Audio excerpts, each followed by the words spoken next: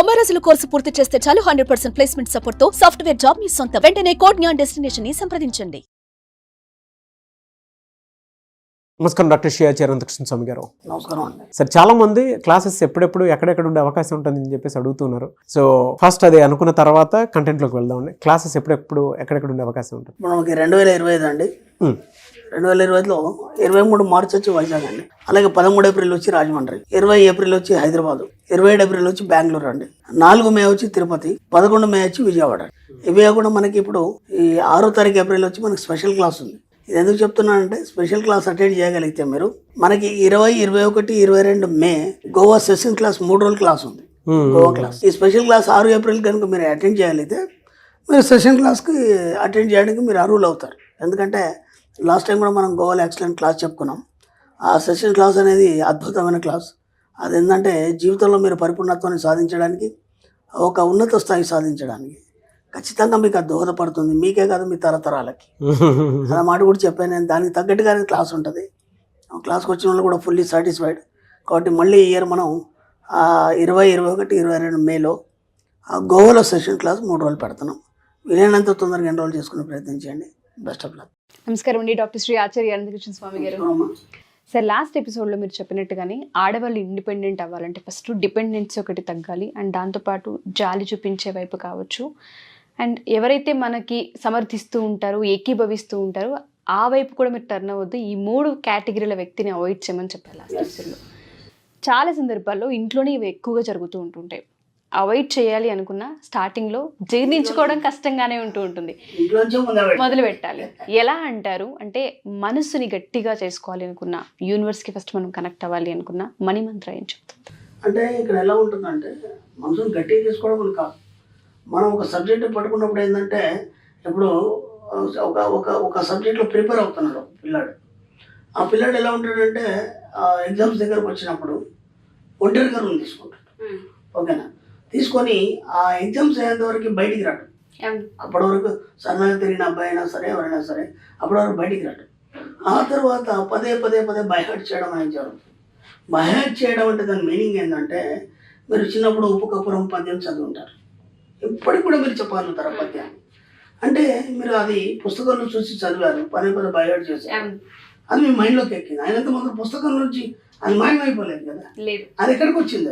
అది అక్కడ ఉంది, సబ్ కాన్షియస్ మైండ్లో ఉంది. అర్థమైందా? చిన్నప్పుడు ఎప్పుడు చదివిన మీకు అది పద్యం ఇప్పటికీ మీరు అక్కడ చెప్పగలుగుతారు. అంటే ఏమైంది? ఆ పద్యాన్ని పుస్తకం నుంచి మీ సబ్ కాన్షియస్ మైండ్కి పట్టించారు. అర్థమవుతుంది కదా. అంతే తప్ప మీరు దాన్ని గట్టి నిర్ణయాలు తీసుకోవడాలు, లేకపోతే స్ట్రిక్ట్గా మనం కొంచెం చెప్తాం, ఇగో ఈ 2024 జనవరి వచ్చింది కానీ నేను చాలా స్ట్రిక్ట్గా ఉంటాను, నేను చాలా మార్చుకుంటాను. అలా 100 సార్లు మార్చుకున్న వాళ్ళు చాలామంది ఉన్నారు. ఒక వ్యక్తి ఆ సిగరెట్ తాగని నేను మానేస్తాను అన్నాడు. అప్పుడు అన్నాను, మళ్ళీ స్టార్ట్ అయిపోయింది, మళ్ళీ నెక్స్ట్ ఇయర్ అన్నాడు. ఇట్లాంటి కొన్ని మనం ఎన్నో చూసుంటాం. ఇవన్నిటికి గట్టి నిర్ణయాలు తీసుకుంటే పనిచేయాలి. నేను అనేది ఏంటంటే, గట్టి నిర్ణయాలు తీసుకుంటే పనిచేయాలి. సబ్ కాన్షియస్ మైండ్ పట్టేస్తే పని చేస్తుంది. ఎలా అంటారు? ఎలా అంటే, మీరు ఏదైతున్నారో ప్రతిదాన్ని కూడా, ఇప్పుడు నేను ఏదైతే సబ్జెక్ట్లోకి వచ్చిన తర్వాత మీరు ఏమైతే నిర్ణయాలు తీసుకున్నారో, మిమ్మల్ని సమర్థించారు వాళ్ళందరినీ మెల్లిగా చేయాలి. ఇక నుంచి ఏం చేయాలంటే, మనం ఎవరైనా చెప్పినా సరే, ఇప్పుడు మీ అమ్మను లేకపోతే ఇంకెవరైనా అన్నారు, దానికి వ్యతిరేకంగా మనం మాట్లాడదు. దానికి ఏం చేయాలి? ఏమంటే సరే అలాగే అగ్రి అవ్వద్దు, వాళ్ళని సాటిస్ఫై చేయాలి. నేను ఇంతకుముందు కూడా ఏం చెప్పానంటే, మనం ఒక మాట మాట్లాడినప్పుడు ఎటు వ్యక్తి ఇంకో మాట మాట్లాడినప్పుడు అలా గొలుసు కట్టు విధానంలో ముందుకెళ్ళిపోతుంటాయి మాటలు, సాగదీయదు. మాటకు మాట పెరుగుతుంటాయి ఏదో ఒకటి. అప్పుడు మీరు తిన్నారంటే తిన్నాను, అయిపోయింది, అంతవరకు అయిపోయింది.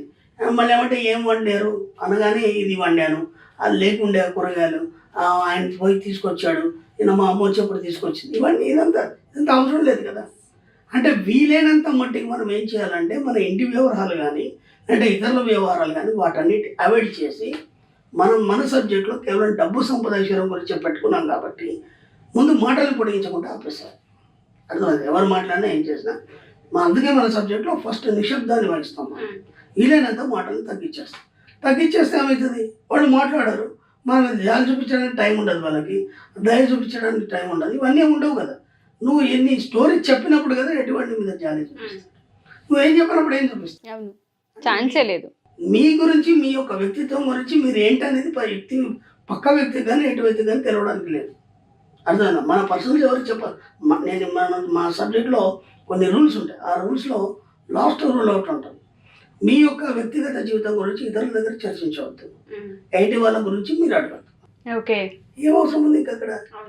ఏం అవసరం ఉంది అంటే ఇప్పుడు ఏమైందంటే అడగడంలో ఆ యొక్క సమస్య మనం సబ్కాన్షియస్ మైండ్కి ఇచ్చి ఆ సమస్యను మనం కొని తెచ్చుకున్న వాళ్ళం అవుతాం. మనం చెప్పడం వల్ల కూడా ఏమవుతుందంటే మన ఎనర్జీ వేస్ట్ అవుతుంది. ఇలా మెల్లిమెల్లిగా ఏం చేయాలి? ఇంట్లో నుంచే ప్రయత్నం చేయాలి. ఇప్పుడు సపోజ్ మీ అమ్మగారు చాలా కష్టపడుతూ బిడ్డా నువ్వు అది ఇది అన్నారనుకోండి, సరే అమ్మ నాకు వేరే పని ఉందని చెప్పాలి. అంతే, ఏమంటే వేరే పని ఉందని, లేదంటే నువ్వు ఎప్పుడు వెళ్తున్నావు అని చెప్పాలి. డైరెక్ట్ ఇబ్బంది ఏం లేదు. అలా కటుగానే ఉంటుంది మన సబ్జెక్ట్. అలా అంటే ఆమె హట్ అవుతుందేమో, అయిపోయింది కదమ్మా సాయంత్రం దాకా ఉంటావా, లేకపోతే వెళ్తావా, లేకపోతే ఉంటావా, ఏదో అలా మాట్లాడినప్పుడు ఈ మాటలు మాట్లాడడం అనేది ఉంటుంది. అర్థమైందా? ఎప్పుడైతే మనం ఎవరైతే సమర్థించడం కానీ జాలి చెప్పడం జరుగుతుందో అప్పుడు వేరే మాటలు డైవర్ట్ చేయాలి. వాళ్ళని డైవర్ట్ చేసి దాన్ని అంతవరకే కట్ చేసేయాలి. దాన్ని సాగదీసినప్పుడు ఏమవుతుందంటే ఒక మాట పెరిగి మీరు మళ్ళీ మీ సబ్కాన్షియస్ మైండ్ దాన్ని పట్టుకొని దాని వైపు ఆలోచించే విధంగా. ఇప్పుడు మెల్లిగా మీరు ఇంట్లో అవాయిడ్ చేశారు, తర్వాత మీ బంధువుల నుంచి, మీ స్నేహితుల నుంచి, సమాజం నుంచి మెల్లిమెల్లిగా అన్ని మాటలు అవాయిడ్ చేయడం వల్ల ఏమవుతుందంటే మెల్లిగా ఒంటరితనం అనేది మీకు ఆవహిస్తుంది. మీకు తెలియకుండానే మీరు సైలెంట్ అయిపోతారు. సైలెంట్ అయిపోయినప్పుడు ఏమవుతుందంటే మీ ఇన్నర్ వాయిస్ మాట్లాడడం మొదలవుతుంది. ఇప్పుడు దాంతో ఎంతైనా మాట్లాడండి. మీరు ఏది అడిగితే దానికి సమాధానం చెప్తుంది. మీరు ఏది కోరుకుంటే అది ఇస్తుంది. మీకేమేమి కావాలో అన్నీ చెప్పండి. దాంతో హాయిగా ఒంటరి కూర్చోండి. మీ మనసు ఏమేమి చెప్తుందో దాన్ని అబ్జర్వ్ చేయండి. దాన్ని ఏమంటారంటే మనకి ఎకార్డ్ టోలే అని చెప్పేసి మనసు మాట్లాడే సంభాషణ మీద ఆయన చాలా ప్రయోగాలు చేశాడు. కాబట్టి ఎప్పుడైతే మీ మనసు మాట్లాడే సంభాషణని మీరు ఎప్పుడైతే వింటారో మీకు ఏది కావాలంటే అది ఇస్తుంది. దాన్ని మించిన మిత్రుడు ఈ ప్రపంచంలో లేడని చెప్పి అదే సబ్కాన్షియస్ మైండ్, అంతకంటే ఏం లేదు. కాబట్టి ఇప్పుడు ఏమైంది? మీరు జాలి దయాకరణ ఇవన్నింటి పెట్టుకున్నంత మట్టుకి అందరితో కలిసినంత మట్టుకు అది మాట్లాడదు. ఎందుకంటే అది మాట్లాడుతుంటుంది నిరంతరం. ఆ వాయిస్ మనకి వినిపించదు. ఎప్పుడైతే ఇవన్నీ కట్టి పెట్టారో ఆటోమేటిక్గా ఆ వాయిస్ వినిపిస్తుంది. దానివైపు మనం చూసినప్పుడు గొప్ప గొప్ప సలహాలు ఇస్తుంది. మీకు కావాల్సిన డబ్బు, సంపద, ఐశ్వర్యం ఎలా వస్తుంది అనేది కూడా ఐడియా అని చెప్తుంది. అన్నీ మీ దగ్గరికి తీసుకొచ్చి పెడుతుంది. దానిలో మీకు ఏం కావాలో చూస్ చేసుకోవచ్చు, కోరుకునేది మీరు సాధించవచ్చు. No words sir. అసలు ఇన్నర్ వాయిస్కి కనెక్ట్ అవ్వడం అన్న ఆ పాయింట్ నాకు మీరు మాట్లాడుతుంటే గూస్ బంప్స్ కూడా వస్తున్నాయి. అంత పవర్ఫుల్ ఉంటుంది. అంటే అది దాన్ని పట్టుకోవాలని కూడా బయట తగ్గించాలి. ఎగ్జాక్ట్లీ, బయట తగ్గించాలి. దాన్ని ఎప్పుడైతే పట్టుకుంటామో జీవితం సాఫీగా సాగుతుంది. ఇతరుల గురించి ఎప్పుడు కూడా ఆలోచించాలి. ఆ తల్లి కావచ్చు, భర్త కావచ్చు, పిల్లలు కావచ్చు, వాళ్ళ పట్ల బాధ్యత మాత్రం వహిస్తాం తప్ప 24 గంటలు మన ఆలోచనలు వాళ్ళకి కేటాయించదు మనం. ఎందుకంటే అనవసరంగా టైం వేస్ట్ అవుతుంది. కాబట్టి మన ఆలోచనలు మనమే చేయాలి. మనం ఆరోగ్యంగా ఉన్నామా లేదా, మనం ఇంత సంపాదించామా లేదా, మనకు కావాల్సినవి పొందామా లేదా, మన కోరికలన్నీ తెచ్చుకున్నామా లేదా, ఈ 4 పాయింట్లు మాత్రం మన మైండ్లో. Thank you sir. Thank you so much. Thank you. Suman టీవీలో మీ పర్సనల్ అండ్ బిజినెస్ ప్రమోషన్స్ కోసం కింది నెంబర్కి కాంటాక్ట్ చేయండి.